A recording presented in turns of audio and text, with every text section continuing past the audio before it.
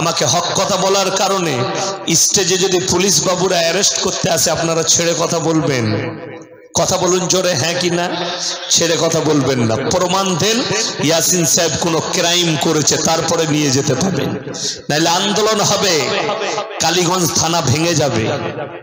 ইয়াসিন সাহেবকে বিনা কারণে বিনা অপরাধে যদি অ্যারেস্ট করা হয়, বাংলাদেশে মেয়েদিকে দিয়ে হাসিনা সরকার আলেমদের পেছনে লাগিয়ে তাদেরকে বলা হয় তোরা বলবি আমাদের সঙ্গে ধর্ষণ করেছে, ধর্ষণ কেস দিয়ে জেলে দেয়।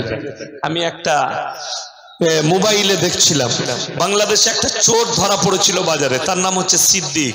নাম শুনেছেন আপনারা? তাকে লোকে জিজ্ঞেস করছে, এই তুই চুরি করেছিস? হ্যাঁ। তোর নাম সিদ্দিকি? বুঝ আমার নাম সিদ্দিক। কিছুদিন পরে দেখছি সেই চোরকে আবার প্রধান অতিথি করে কোন ক্লাবের উদ্বোধন করতে নিয়ে আসছে পুলিশ গার্ড দিয়ে। জোরে বলুন না নাউজবিল্লাহ, আরো জোরে বলুন নাউজবিল্লাহ। যে দেশে চোরকে সম্মান দেওয়া হয় আর আলেমদিকে জেলের কুঠরিতে রাখা হয়, সেই দেশ কখনো উন্নতি লাভ করতে পারে না। অবশ্যই খোদার গজব নাজিল হবে, আর খোদার গজব আপনার চোখের সামনে আছে। ওয়ার্ল্ড ওয়ার শুরু হয়ে গেছে, সবাই নিজের নিজের বর্ডার সাজাতে শুরু করে দিয়েছে যুদ্ধের জন্য।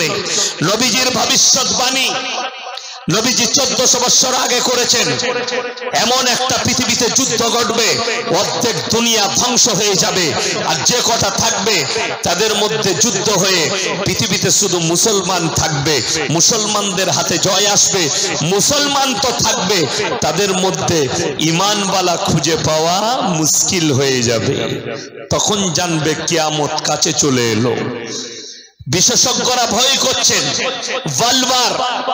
অলরেডি রাশিয়া বেলারুশের উপরে 1500 পরমাণু সাজিয়ে ফেলেছে এবং এখনো প্রকাশ করেনি কোন কোন দেশকে টার্গেটে নিয়েছে। শুধু তাই নয়, আমেরিকা রেডি করে দিয়েছে পান্ডুবিদিকে, পরমাণু নিয়ে সমুদ্র পথে কালো সাগরে রেডি হয়ে যাও।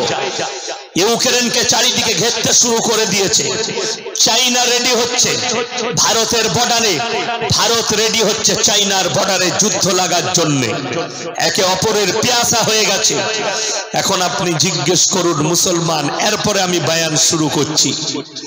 কালকের বয়ানে আমি বলেছি এই সমাজ আর মুসলমান এরা যদি ধ্বংস হচ্ছে, শিক্ষিত মানুষদের দ্বারা ধ্বংস হয়ে যাচ্ছে। যদি বলেন প্রমাণ দেন, যারা ডাক্তার আছেন মাস্টার আছেন তারা চুপচাপ খালি 2 ঘন্টা আমার বয়ানটা শুনেন, আমি প্রমাণ দিয়ে যাচ্ছি কিভাবে ধ্বংস হচ্ছে। পলাশী বাজারে যদি সকাল বেলায় বসেন, 10টা যদি মাস্টার ডাক্তার আপনার সঙ্গে চায়ের দোকানে বসে, তাদেরকে যদি জিজ্ঞেস করেন মুসলমান মার খাচ্ছে কি করে, তারা একটাই কারণ বলবে মুসলমানদের মধ্যে শিক্ষার এডুকেশন নাই বলে মার খাচ্ছে। ঠিক কি না?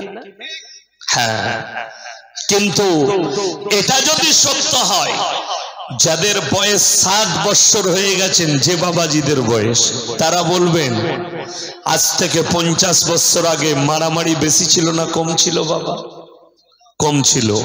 শিক্ষার হার বেশি ছিল না কম ছিল? কম ছিল। এখন শিক্ষা বেড়েছে না বাড়েনি? বেড়েছে। শুধু শিক্ষা বাড়েনি, হাজারো মাদ্রাসা, হাজারো একাডেমি, হাজারো ইংলিশ মিডিয়াম, হাজারো কলেজ, হাজারো আলামিন মিশন, হাজারো শিক্ষা প্রতিষ্ঠান, বিভিন্ন ধর্মের মানুষরা নিজেদের ছেলেদিকে শিক্ষা দেওয়ার জন্য।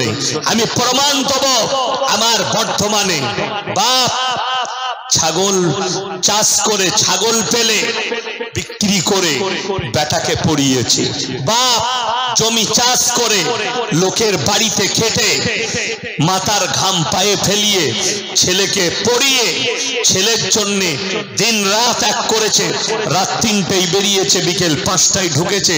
আমার ছেলের জন্য তার সব পূরণ করে তাকে শিক্ষিত করে তাকে মাস্টার করেছে। সেই বেটার বিয়ের পরে বলছে বাপ আমার জন্য জীবনে কিচ্ছু করেনি। সেই বাপের আশ্রয় হলো বৃদ্ধ বৃদ্ধাশ্রমে। যদি প্রমাণ চান কলকাতা চলুন, সকালবেলায় আমার গাড়িতে চেপে 100টা প্রমাণ দেব। বৃদ্ধ আর বৃদ্ধাশ্রমে ডাক্তারের মা, মাস্টারের মা, প্রফেসরের মা, আইপিএস এর মা, জজের মা, উকিলের মা নিজেদের মা বাবাকে বৃদ্ধ আর বৃদ্ধাশ্রমে রেখে এসেছে। 100টা প্রমাণ দেব যদি নিতে চান। বড় কষ্ট লাগে। আপনি বলছেন শিক্ষা পেলে, এডুকেশন পেলে সে মানুষ হবে, আর আমার হাবিব সাল্লাল্লাহু আলাইহি সাল্লাম আল্লাহর নবী তিনি বললেন, শোনো তোমরা তোমাদের মধ্যে আদর্শ নিয়ে এসো। নবীজি এলেন আদর্শ, দ্বীন, চরিত্র, আখলাক, শিক্ষা সব নিয়ে এলেন। শিক্ষা আনলেন। যদি কেউ বলেন আজকে যে সমস্ত নেমখারামরা বলছেন আমেরিকার কাছে নাসা আছে, তাদের কাছে টেকনোলজি, তাদের কাছে বৈজ্ঞানিক, তাদের কাছে প্রযুক্তি, আমাদের মুসলমানদের মৌলবীরা বললে নামাজ পড়, রোজা রাখ, আর বৌদিকে পর্দায় রাখ, বিটি দিকে পর্দায় রাখ, এরা কিছুই জানে না। আপনারা সকলে শুনেছেন, দেখবেন এটা শিক্ষিত লোকরা বলে থাকে বেশিরভাগ। আল্লাহর নবী বলেছেন তোমরা শিক্ষার জন্য চীন দেশে পাড়ি দাও। শুনেননি এই হাদিসটা? এখানে এতগুলো মৌলবি আছে, ডেকে নিয়ে আসুন। হাদিসটা বুখারীতে আছে, তিরমিজিতে আছে, আবু দাউদে আছে, ইবনে মাজায় আছে, নাসাই শরীফে আছে। কোন হাদিসের কিতাবে কত নম্বর চ্যাপ্টারে আছে হাদিসটার ইবারত সহ আমার মোবাইলে হোয়াটসঅ্যাপে যদি কেউ পাঠান তার শুকর আদায় করব, তার জন্য প্রচার করব যে আমি আমার জীবনে খুঁজে পাইনি, একজন ভাই খুঁজে দিয়েছে। এটা হাদিসই নয়, নবীজির উপরে তহমত শিক্ষিত লোকদের, তারা চক্রান্ত করেছে ইসলামকে মিটিয়ে দাও, এদের ঈমানকে ধ্বংস করে দাও। আমি প্রুফ দিচ্ছি কিভাবে ঈমানকে মুসলমানদের ধ্বংস করা হচ্ছে, মুসলমানরা টের পায় না। তার 1 নম্বর হচ্ছে চীন দেশে পাড়ি দাও শিক্ষার জন্য, যাতে করে এই কথাটা বলে নবীর নামে তহমত দিয়ে মুসলমানদের মেয়েদিকে ঘর থেকে বার করে তাদেরকে বেপর্দা করে কলেজ আর ইউনিভার্সিটিতে পড়ে তাদেরকে ব্যভিচারিতে লিপ্ত করো, যাতে করে তারা জাহান্নামের খোরাক হয়ে যায়। আমার কাছে যদি কেউ ব্যক্তিগত ফতোয়া নেন তা আমি চ্যালেঞ্জ ছুড়ে বলে গেলাম, আপনার পলাশী থেকে শুরু করে মুর্শিদাবাদের বহরমপুরের ব্রিজের আগে পর্যন্ত যতগুলো বড় বড় মাদ্রাসা আছে, জালিলিয়া আছে, সুরুলিয়া আছে, সারগাছি আছে, যে সমস্ত বড় বড় মুফতিরা আছেন তাদের কাছ থেকে ফতোয়া আনবেন।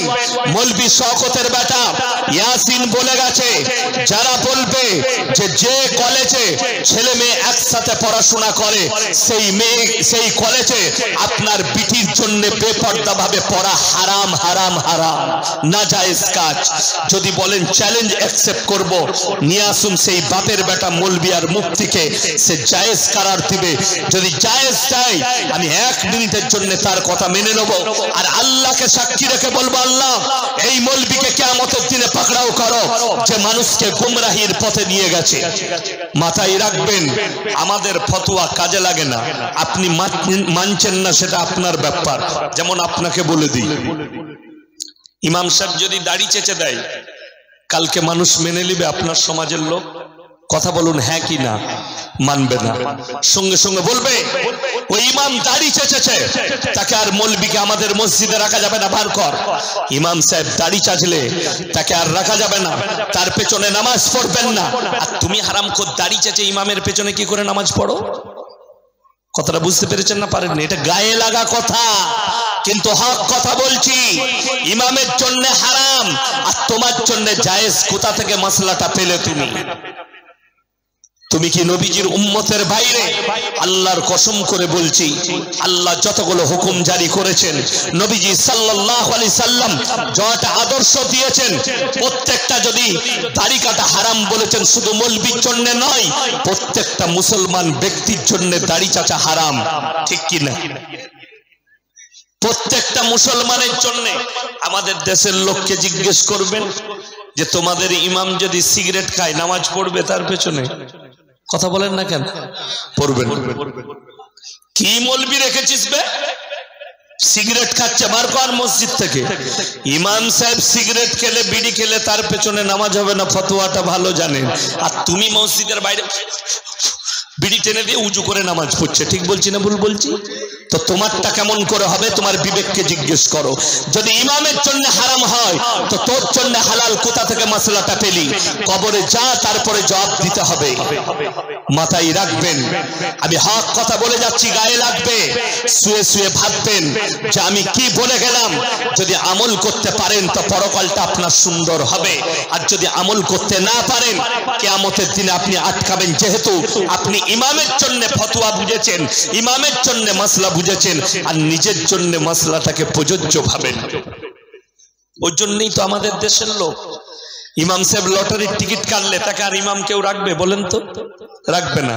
অথচ সে হারামখোর মুসল্লি লটারির টিকিট কেটে আবার ফাঁস কাতারে ইমামের পেছনে আবার দাঁড়ায় অনেকজন। কি বুঝলেন? ইমামের যদি হাওয়া সরে যায়, মসলাই আছে, ইমাম সাহেব পেছনে হয়ে তাকে আগে করে দিবে, যে পেছনে থাকবে তাকে। তো তুই নামাজ পড়ালে ফেরেশতারা কিভাবে কবুল করবে? ফেরেশতারা তো আল্লাহ বলবে, আল্লাহ লটারিওয়ালা মাল দাঁড়িয়ে গেছে বলে নামাজটাই বরবাদ করে দেবে, সেই মসজিদের বরকতটাই উঠে যাবে। ভালো করে বুঝবেন আমার ভাই, হৃদয়কে জিজ্ঞেস করুন। যারা হারাম খান, হারাম পথে চলেন, আল্লাহর উপরে বিশ্বাস থাকে না। এই জন্যই মানুষ লটারির টিকিট কাটে, চুরি করে। যাদের আল্লাহর প্রতি বিশ্বাস নাই, আপনি যতই বলুন যে আমি মুমিন, আপনি মুমিন হতে পারেন না। যেহেতু আপনি হারাম খাচ্ছেন, আপনি চুরি করছেন, আপনি সুদ খাচ্ছেন। আমাদের দেশে সুদটা আম হয়ে গেল, আপনাদের দেশে মনে হয় খাই না। রাগ করবেন না বাবা। একবার সুদ খেলে হাদিসে আছে নিজের মায়ের সঙ্গে 70 বার ব্যভিচার করার সমান গুনাহ হবে। কত বললাম? কত বললাম? 70 বার ব্যভিচার করার সমান পাপ হবে নিজের মায়ের সঙ্গে। জিনা করার পাপ হবে। আপনি ভেবে দেখুন, আপনি সুদে বিশ্বাসী, তাইলে শুনেলেন, ওই জন্য আপনি সুদ খাচ্ছেন বলে, আপনি লটারি কাটছেন বলে বেঈমানরা আপনার ঈমানকে ধ্বংস করার সুযোগ পেয়ে গেছে। সুযোগটা কি বলে দিই? 3 সপ্তাহ থেকে 4 সপ্তাহ আগে, 1 মাস আগে কেন্দ্রে একটা সুপ্রিম কোর্ট একটা রায় দিয়ে ফেলেছে, ঐতিহাসিক রায়। শিক্ষিতরা জানেন, জ্ঞানীরা জানেন যে নিজের পেটের সন্তানকে এরপরে ভারতের মেয়েরা 6 মাস পর্যন্ত নষ্ট করতে পারবে। জোরে বলুন নাউজুবিল্লাহ। অর্ডার দিয়েছে, অর্ডারশিপ, তোমরা করতে পারো, এটা অপরাধ নয়। এই 6 মাসের নাম করে 8 মাসের বাচ্চা নষ্ট হবে, 6 মাসের নাম করে 9 মাসের বাচ্চা নষ্ট করবে। ব্যভিচার আম হয়ে যাবে, যার কারণ কনভার্ট করেছে শিক্ষিতরা। আপনি রাস্তাঘাটে শুনতে পাবেন, ডাক্তারের কাছে যান, ডাক্তার বাবুকে যদি বলেন স্যার আমার স্ত্রীর তো এই একটা বাচ্চা হলো, আর কি নেবো, এখন কি নিয়ে যাবে? বলে আরে তোমরা বোকা, জানো এখন তো আধুনিকের যুগ। হ্যাঁ, ছোট সংসার সুখী সংসার। লোকরা বলছে না, শিক্ষিতদের ভাষা এটা, ছোট সংসার সুখী সংসার। ওই জন্যে আমাদের দেশের অনেক লোক খুঁজছে, মেয়ের বিয়ে দিবে, বলছে আচ্ছা দেখতো যেন বাপের একটা বেটা হয়, যেন কেউ না থাকে। ঠিক বলছি না ভুল বলছি? বুকে হাত দিয়ে বলবেন। মানুষ খুঁজছে আমার মেয়ের জন্য ছেলে দেখ, যেন বাপের একটা বেটা হয়, ছোট সংসার হয়। যারা ছোট সংসার করে তারা কুমরা। যারা ছোট সংসার চলছে, যারা মনে করছে একটার বেশি বাচ্চা নেওয়া যাবে না, কোরআনকে জিজ্ঞেস করো, ওয়ালা তাকতুলু আওলাদাকুম খাশিয়াতা ইমলাক নাহনু নারযুকুহুম ওয়া ইয়াকুম। হে নবী, পৃথিবীর মানুষকে বলো তোমরা দরিদ্রতার ভয়ে তোমাদের আওলাদকে কতল করো না। দরিদ্রতার ভয়ে আমি কি খাবো? আমি একটা টিভি চ্যানেলের একটা দেখছিলাম, অ্যাঙ্কারদের যুক্তি তর্ক, অনেকগুলো লোক জড়ো হয়েছে। একটা মুসলমান ভাইকে একটা হিন্দু ভাই জিজ্ঞেস করছে, আচ্ছা आप लोग 10-10 बच्चा ले लेते हैं, ये ठीक है मान लिया, लेकिन उस बच्चे का फिर तुम कहोगे सरकार से एजुकेशन दे दो, खाना दो, कपड़ा दो, नौकरी दो, कहां से देगा भाई? बड़ी अच्छी बात कह दिया तुमने, दारुण सुंदर কথা বলেছো।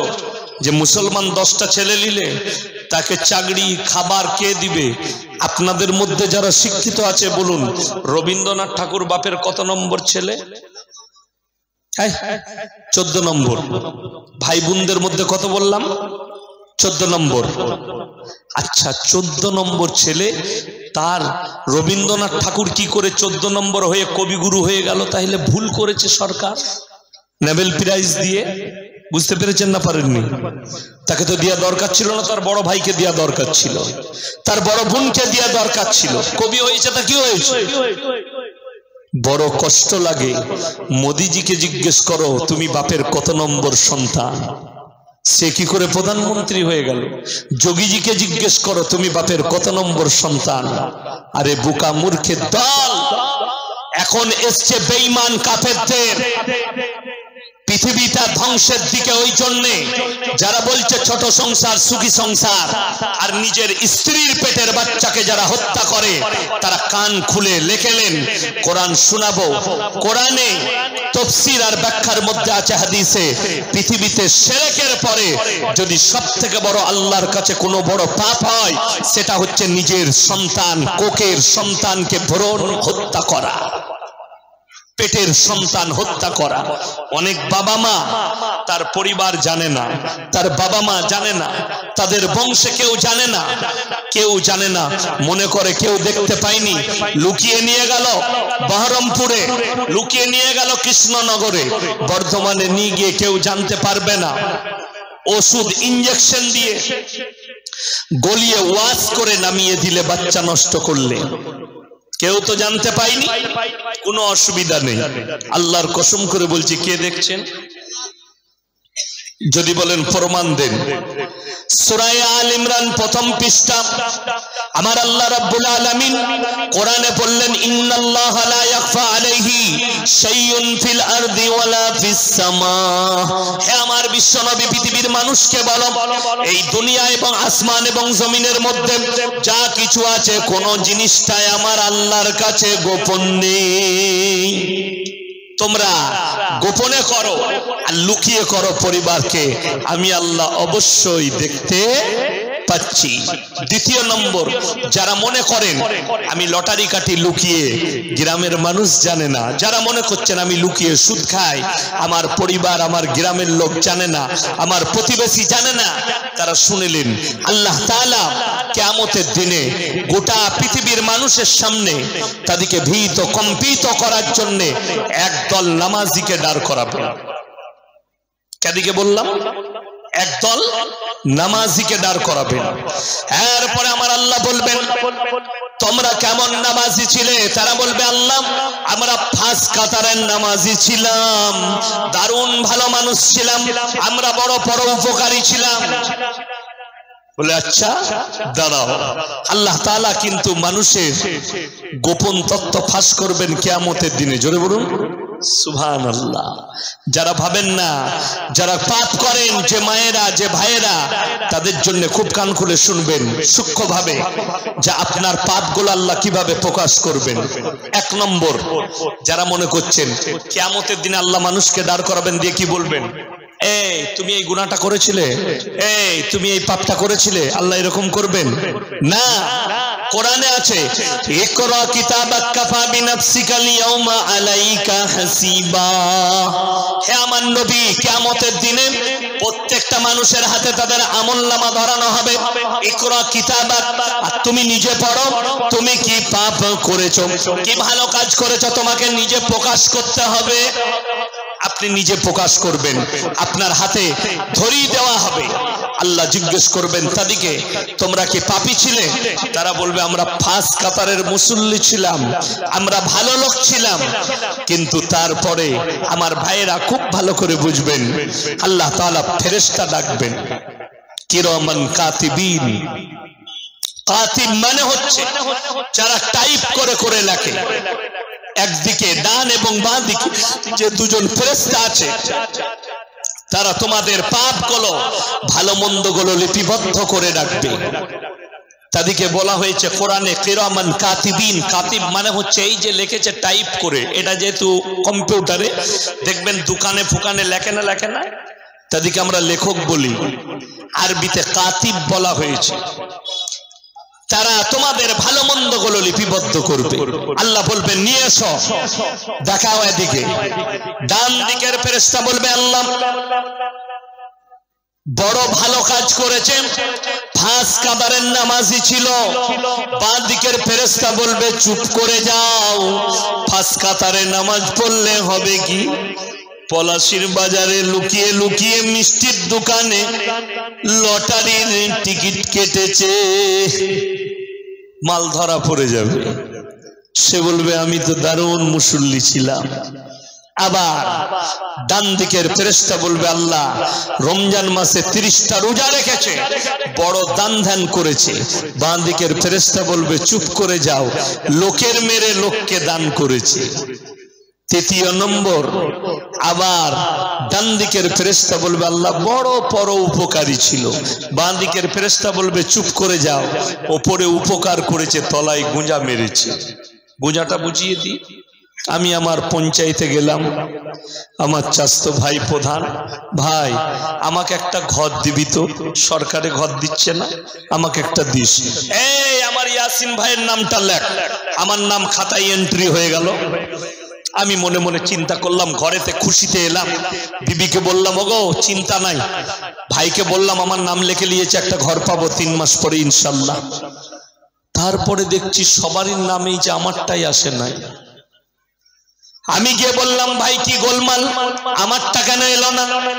বলছে কি জানি শালারা কি গোলমাল করেছে, কিন্তু আমি যখনই বেরিয়েছি বলছে শালার নামটা এখুনি কাট, মানে উই কাটা করাইছে নামটা। বুঝতে পেরেছেন না পারেননি?